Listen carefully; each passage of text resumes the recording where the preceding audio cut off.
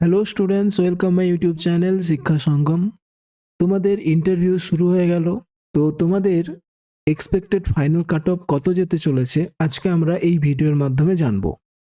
তুমি কত নাম্বার পেলে তোমার চাকরি কনফার্ম হবে, কতজন পিএমটি ও পিইটিতে পাস করলো। ঠিক আছে, এবারে মাঠে কিন্তু খুব কম সংখ্যক ক্যান্ডিডেট পিএমটি ও পিইটিতে পাস করেছে। ইন্টারভিউতে কত পেলে তোমার একটি সিট কনফার্ম, তুমি ইন্টারভিউতে কত নাম্বার পেলে তোমার একটা সিট কনফার্ম।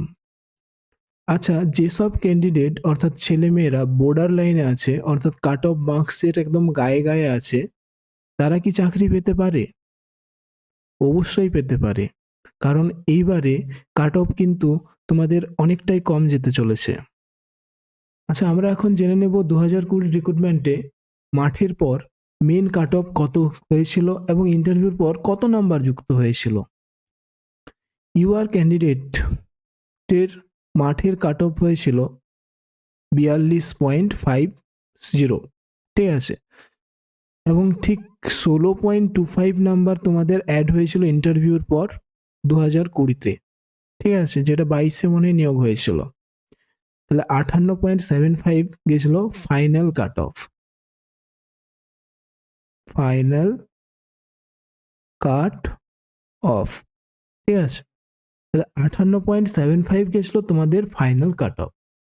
ওবিসি এর ক্ষেত্রে কি হয়েছিল? 36.25, মাঠের ডাক এসেছিল 36.25 এবং ফাইনাল কাট অফ গেছিল 52.92, প্রায় 16.67 নাম্বার ইন্টারভিউতে যুক্ত হয়েছিল। ওবিসি বি 40.50 গেছিল কাট অফ, মাঠের কাট অফ, এবং ফাইনাল কাট অফ গেছিল 57.25। এসসির কাট অফ গেছিল 37.75, এটা ছিল মাঠের কাট অফ, এবং ফাইনাল কাট অফ গেছিল 54.25। দেখতে পাচ্ছ সবার প্রায় 16 নাম্বার করে, 16 নাম্বার বা 16.5 নাম্বার করে অ্যাড হয়েছিল ইন্টারভিউতে আগের বারে। এবং এসটির কাট অফ গেছিল 31.75 মাঠের কাট অফ, এবং 46.85 গেছিল ফাইনাল কাট অফ। এসটির যুক্ত হয়েছিল 15.10, ঠিক আছে, 15.10 নাম্বার যুক্ত হয়েছিল ফাইনাল কাট অফ। তাহলে তোমাদের মনে একটা কোশ্চেন আসতে পারে যে তাহলে এবারে যারা আমরা একদম মাথায় মাথায়, অর্থাৎ এবারে জেনারেল কাট অফ কত গেছিল? 48.50, তাই তো?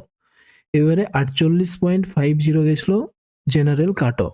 তাহলে যারা 48.50 বা যারা বর্ডার লাইনে পাস করেছে, ঠিক আছে, তারা কি চাকরি পাওয়ার যোগ্য? তারা কি ইন্টারভিউর পর চাকরি পাবে? আমি বলবো এবারে কিন্তু চাকরি পাবে, তবে তোমাদেরকে কিন্তু ইন্টারভিউটা অবশ্যই খুব ভালো করে দিতে হবে। ইন্টারভিউটা তোমাদেরকে খুব ভালো করে দিতে হবে, ইন্টারভিউর উপরেই তোমাদের ডিপেন্ড করছে সিলেকশন। এবারে কিন্তু 16 নাম্বার বা 15 নাম্বার বাড়বে না। আচ্ছা, 2025-এ মাঠে কতজন ছেলেমেয়েরা পাস করলো? কতজন ছেলেমেয়েরা 2025-এ পাস করলো? দেখো, মেল ক্যান্ডিডেট প্রায় 15,000, ঠিক আছে, প্রায় 15,000 জন পাস করেছে, এবং ফিমেল ক্যান্ডিডেট হচ্ছে 4,300 জন পাস করেছে। এবার দেখো, ফিমেল ক্যান্ডিডেটের সিট সংখ্যা আছে, কিন্তু টোটাল সিট সংখ্যা কত এবারে? 11,749, তাই তো? এবারে টোটাল হচ্ছে 11,749। তার মধ্যে ফিমেল ক্যান্ডিডেটের সিট আছে কত? ফিমেল ক্যান্ডিডেট হচ্ছে 3,500 মতো, 3,500 মতো সিট আছে। তাহলে দেখতেই পাচ্ছ ফিমেল ক্যান্ডিডেট পাস করেছে 4,300 এবং সিট আছে 3,500। তাহলে ফিমেল ক্যান্ডিডেটের ফাইনাল কাট অফ ইন্টারভিউ পর কিন্তু খুব একটা বেশি বাড়বে না। আর মেল ক্যান্ডিডেট হচ্ছে 15,000 পাস করেছে প্রায়, এবং সিট আছে প্রায় ধরে নাও 8,250 মতো সিট আছে, ঠিক আছে, 8,250 মতো সিট আছে মেল ক্যান্ডিডেট। আচ্ছা, তোমাদের মাঠের কাট অফ কত গেছিলো দেখি? 48.50 গেছিলো মেল, 41.50 গেছিলো ওবিসি এ, 48.50 হচ্ছে ইউআর, 41.50 হচ্ছে ওবিসি এ, ওবিসি বি হচ্ছে 41.25, এসটি হচ্ছে 39.25, এসসি হচ্ছে 32.50 এবং ইডব্লিউএস এর কাট অফ গেছিল 28। এবারে যারা মাঠ পাস করেছো, দেখো যারা এই নাম্বারগুলো পেয়ে মাঠ পাস করেছো তাদের ইন্টারভিউ মিনিমাম 12 থেকে 13 তুলতে হবে, ঠিক আছে?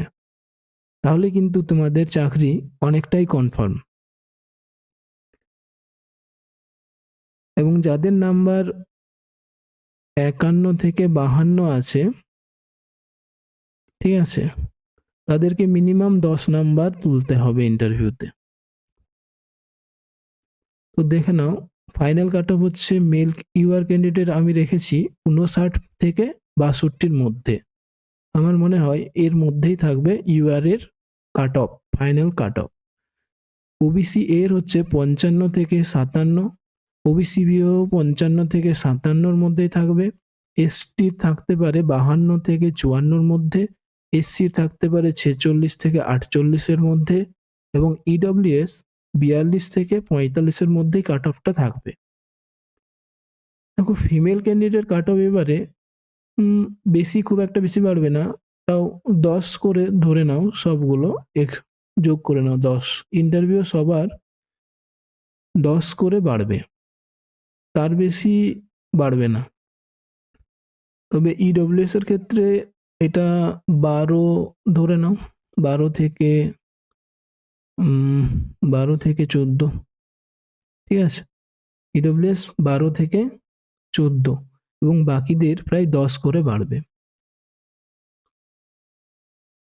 তো ভিডিওটি যদি ভালো লেগে থাকে তাহলে লাইক করো এবং অবশ্যই চ্যানেলটিকে সাবস্ক্রাইব করে রেখো। খুব তাড়াতাড়ি আমি ম্যাথ ক্লাস নিয়ে আসছি টপিক ওয়াইজ। তো ভিডিওটি এখানেই শেষ করলাম।